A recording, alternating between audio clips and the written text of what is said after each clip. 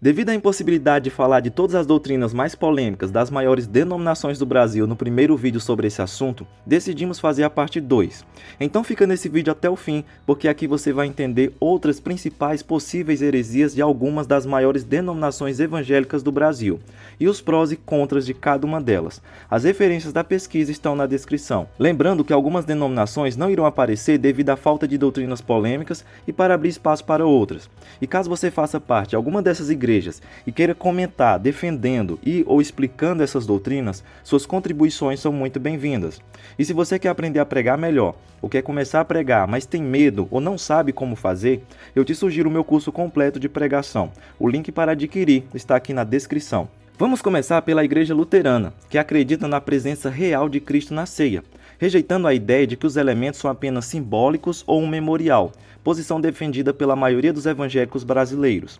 Aqueles que discordam costumam dizer que a visão luterana sobre a ceia se parece, para não dizer que é idêntica, à visão católica da transubstanciação, que defende a transformação real e substancial do pão e do vinho na Eucaristia, tornando-os o corpo e o sangue de Cristo durante a celebração, mesmo que as aparências externas permaneçam as mesmas. E por isso é comum dizerem que todos os luteranos creem na consubstanciação, que seria a crença na presença simultânea da substância, essência, do pão e do vinho, juntamente com o corpo e o sangue de Cristo. Os luteranos respondem que apesar de algum deles aceitarem esse termo, o mais correto seria o termo união sacramental. Eles ensinam sim que o corpo e o sangue de Cristo estão verdadeiramente presentes na ceia.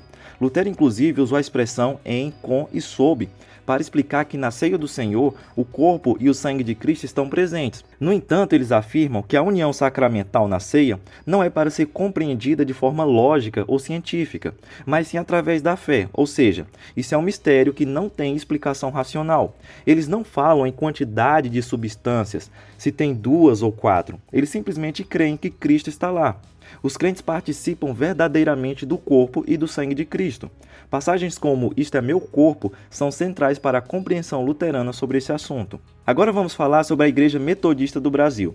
John Wesley, fundador do metodismo, defendia o ponto de vista da perfeição cristã. Para ele, era possível que a pessoa salva por Cristo fosse perfeita durante a vida terrena, mesmo sujeita à ignorância e ao erro. Essa teologia é considerada pelos críticos a criadora da ilusão do supercrente, aquele cristão que se acha melhor do que os outros, pois na cabeça dele ele não pode pecar. O resultado seria então um farisaísmo legalista, ou uma hipervalorização das obras, até mesmo como meio da salvação. Os metodistas explicam que, apesar do nome, a inteira santificação ou perfeição cristã não significa que o cristão se torna onipotente ou infalível. Todo indivíduo é imperfeito e por isso está fadado ao erro e às limitações humanas, bem como nunca alguém poderá, antes da glorificação, viver aqui na terra sem pecar. No entanto, a perfeição cristã é a certeza de que, livre pela graça, nenhum cristão será dominado pelo pecado. A inteira santificação é, portanto, ter a mente de Cristo, a santidade tanto interior como exterior. Wesley baseava seus ensinamentos em passagens bíblicas, como Mateus 5,48. Portanto, sede vós perfeitos, como perfeito é o vosso Pai Celestial. Com um estilo e doutrina bem diferente das anteriores, a Igreja Mundial do Poder de Deus é famosa por suas campanhas, correntes e cultos especiais com os mais variados nomes, mas cujos objetivos tendem a ser os mesmos: resolução de problemas e busca de prosperidade nas mais variadas áreas da vida. Aqueles que discordam do uso de campanha perguntam por que nunca se vê uma campanha para o arrependimento e para a libertação de pecados, já que normalmente ela só tem como foco bênçãos pessoais em vez de um ato de adoração a Deus. Além disso, os textos bíblicos que fundamentam essas campanhas costumam ser tirados de contexto para gerar uma justificativa na palavra, não deixando de citar também que os objetos e símbolos utilizados nas campanhas não têm nenhuma base bíblica. E claro, em muitos casos existe a barganha das bênçãos, pelo fato do recebimento delas estar condicionado à doação de dinheiro para a igreja. Membros da Mundial e outras igrejas que têm essa prática podem explicar que a Bíblia incentiva que se busque Deus em oração no momento da necessidade. A campanha seria uma forma de ajudar as pessoas nessa dificuldade. Por mais que sejam incomuns campanhas para santificação, abandono de pecado, durante essas reuniões tem muitas orações. Por mais que sejam por coisas materiais, um dos efeitos será também a santificação, já que durante a oração o crente se aproxima de Deus.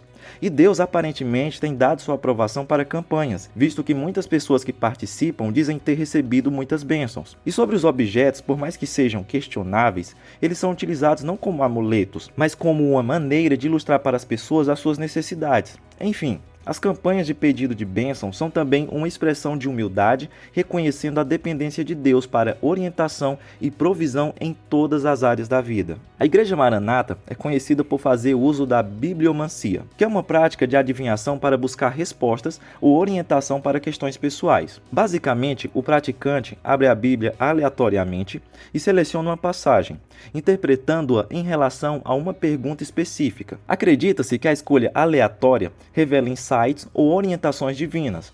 Após a seleção, o praticante reflete sobre a mensagem recebida e tenta explicar essa orientação em sua vida. Aqueles que discordam dessa prática pedem a Deus que essas pessoas que creem nisso nunca abram em Salmo 137:9 ou em Mateus 27:5 e logo após em Lucas 10:37.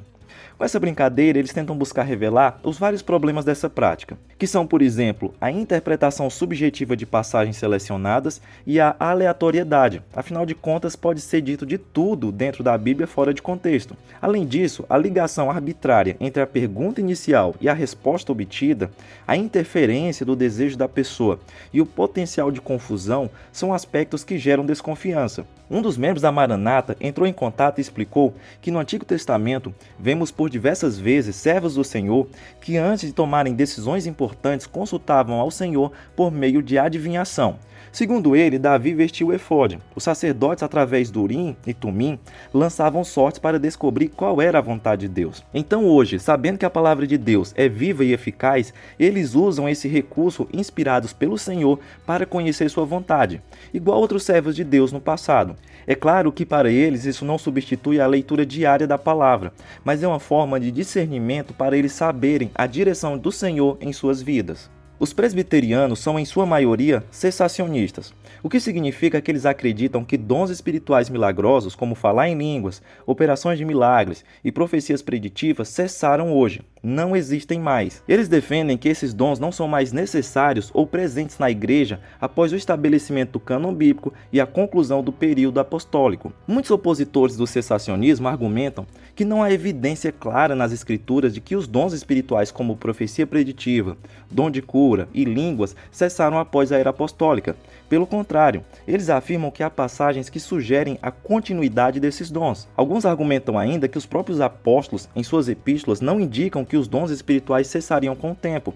Pelo contrário, eles encorajavam o uso desses dons e destacam a importância de buscar os dons espirituais. Além disso, muitas pessoas atualmente relatam experiências de dons espirituais, como curas, profecias preditivas e falar em línguas. Então eles argumentam que essas experiências são evidências da continuidade dos dons espirituais na igreja atual. Os presbiterianos apontam para passagens bíblicas que sugerem que os dons miraculosos foram dados para propósitos específicos e temporários, como a confirmação da mensagem dos apóstolos. Eles argumentam que, uma vez estabelecida a autoridade das Escrituras, os dons miraculosos não são mais necessários.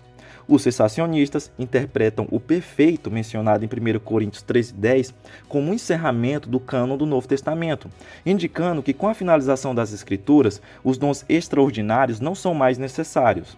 A doutrina da confissão positiva ou determinação da Igreja Internacional da Graça de Deus costuma ser muito questionada por outros cristãos. Um dos importadores e difusores dessa doutrina no Brasil é o missionário R.R. Soares. Essa doutrina ensina que as palavras faladas pelos crentes têm um impacto direto na realidade material e espiritual, e que ao expressar positivamente a fé, os indivíduos podem determinar ou moldar o seu próprio destino. Aqueles que criticam essa doutrina explicam que o foco excessivo na confissão de palavras positivas pode criar expectativas irrealistas e gerar sentimento de culpa nas pessoas se as bênçãos desejadas não se materializarem. até porque a vida cristã não está imune de desafios, adversidades e doenças. Além disso, a ênfase na busca individual de bênçãos e prosperidade pessoal está longe do que é ensinado na Bíblia. A verdadeira fé cristã inclui preocupação pelos outros, serviço altruísta e submissão à vontade de Deus, independentemente das circunstâncias pessoais. A mensagem central do Evangelho não é a busca de riquezas materiais e bênçãos. Já R.R. Soares explica em seu livro Como Tomar Posse da Bênção que, com base em 2 Pedro 1 e 3, ninguém precisa pedir ao Senhor que lhe conceda algo.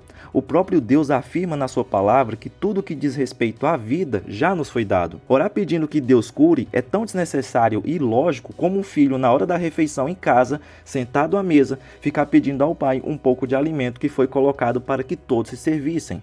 Então, se o Senhor declara nas palavras de Pedro que tudo que nos diz respeito à vida já nos foi dado, agora é só determinar, exigir de Deus, ou seja, tomar posse da bênção.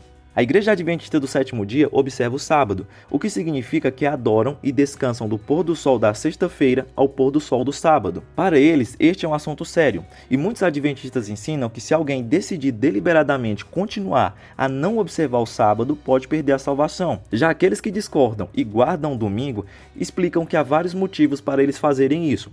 O primeiro deles, e mais importante, é que o domingo é o dia da ressurreição de Cristo. O sábado, mesmo fazendo parte dos 10 mandamentos, tinha um elemento profético e tipológico.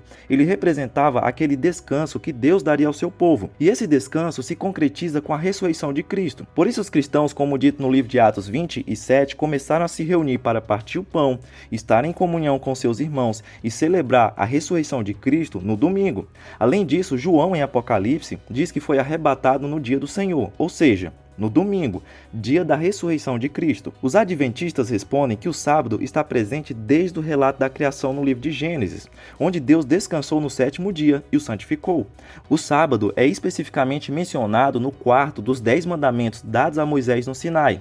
A propósito, se todos continuam sendo válidos, por que então só esse seria eliminado?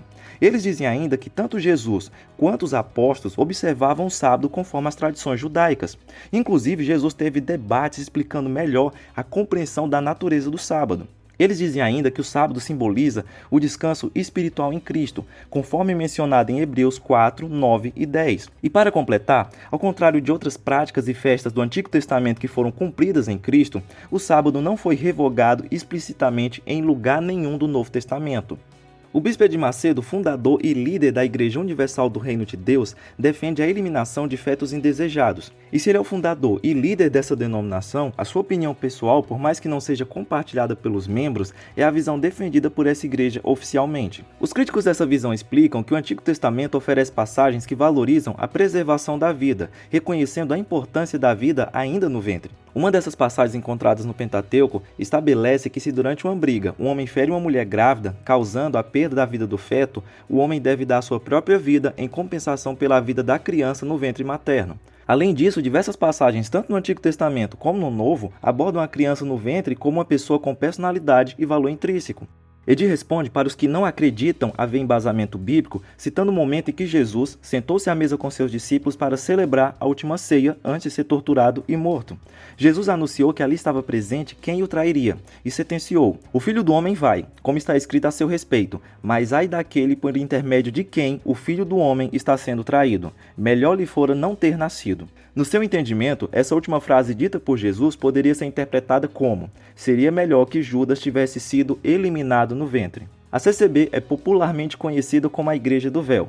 Segundo essa igreja, somente a visitante, ou aquela que não recebeu o batismo, não usa o véu. A base bíblica para essa prática é 1 Coríntios 11, 2 ao 16. Aqueles que discordam desse costume defendem que o contexto cultural de Corinto é totalmente diferente, mas o princípio se aplica.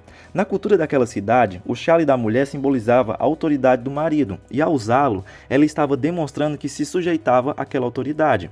Em Corinto, as prostitutas sagradas, ou seja, as que trabalhavam em templos pagãos, não usavam xales. É interessante notar falar também que as judias só passavam a usar uma cobertura para a cabeça depois que se casavam. Não havia necessidade de fazê-lo antes disso, já que elas não estavam sujeitas à autoridade de um marido. Mas o princípio da submissão, falado no texto, é permanente e aplica-se a todas as culturas modernas. Pois Paulo fez menção da criação e da presença dos anjos, ou seja, como na nossa cultura o véu não tem mais esse significado que tinha naquela cultura, logo ele não precisa mais ser usado. O que permanece é o princípio de que o homem é o cabeça. A CCB defende o que está sendo colocado de forma clara e inequívoca no texto bíblico. Ele instrui claramente as mulheres a cobrirem a cabeça. Eles explicam que o véu simboliza a submissão da mulher à autoridade divina e à liderança masculina. Além disso, o véu pode ser visto como um símbolo da santidade e reverência diante do Senhor. Se todos os mandamentos da Bíblia forem vistos sobre a ótica de que só valia para aquela cultura, pouca coisa irá sobrar. Mas e você? Concorda com as doutrinas controversas de todas essas igrejas? Discorda de algumas? Deixa sua opinião aí nos comentários e até a próxima.